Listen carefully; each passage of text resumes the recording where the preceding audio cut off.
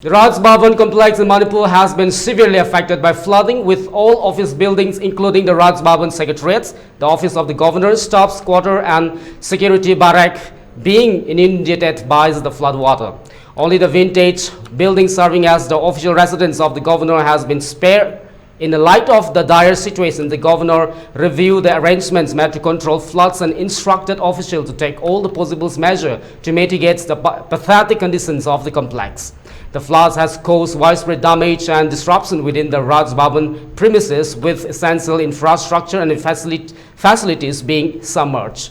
Efforts are underway to assess the extent of the damage and initiate immediate relief and rehabilitation measures. The state administration have been working tirelessly to address the flood situations which were affected various parts of Manipur due to the incessant rain. Rescues and relief operations are going on in affected areas, with authorities mobilizing resources to provide assistance to those affected.